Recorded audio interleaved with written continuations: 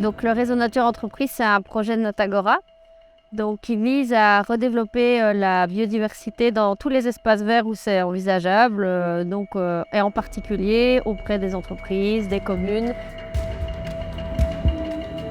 On met en place un zonage des différents endroits et que par zonage, on y applique une gestion différente. Une zone comme celle-ci, on peut la considérer comme une zone, entre guillemets, une zone 1, comme une zone de prestige. C'est la zone un peu que tout le monde va voir, par rapport à des zones où là on va aller, où là on laisse plus la nature faire.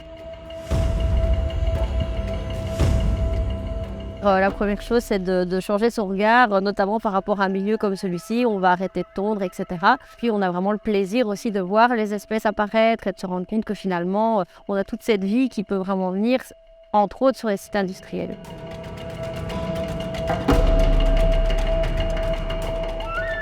Donc la certification ISO 14001, c'est une certification environnementale et ça nous permet, nous, vraiment d'avoir un cadre pour s'améliorer, avoir une amélioration continue sur tout l'environnement dans les sites. Toutes les mesures liées à la nature, à la biodiversité, c'est vraiment des collègues, des initiatives des collègues locaux. Au final, tous les sites peuvent avoir un impact positif sur la biodiversité.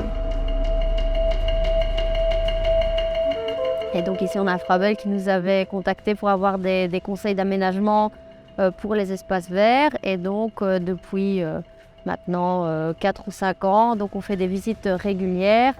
D'une part, pour faire un plan de gestion, donc pour donner vraiment les actions à mettre en place pour développer cette biodiversité. Et aussi pour justement voir quelles espèces apparaissent et un peu remettre à jour à chaque fois le cortège de plantes et d'animaux qu'on peut trouver sur le site. On amène une mare, un petit marécage, aussi petit soit-il, une petite flaque d'eau, ça amène vraiment d'un coup beaucoup de nouvelles espèces.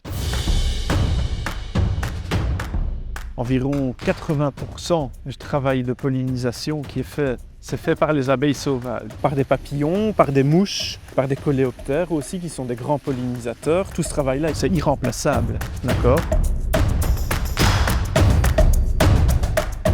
J'aime beaucoup les fleurs et surtout les fleurs sauvages, donc ce que les autres appellent le désert. Je trouve que c'est sympa aussi de voir en effet que les sites industriels commencent doucement à s'intéresser à transformer leur terrain.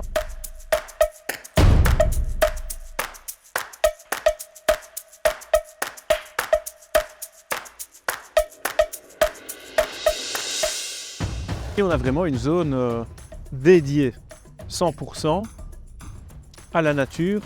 On voit déjà en tout cas une ressource qui est beaucoup plus grande, notamment en fleurs, pour les pollinisateurs, etc. Pour la biodiversité.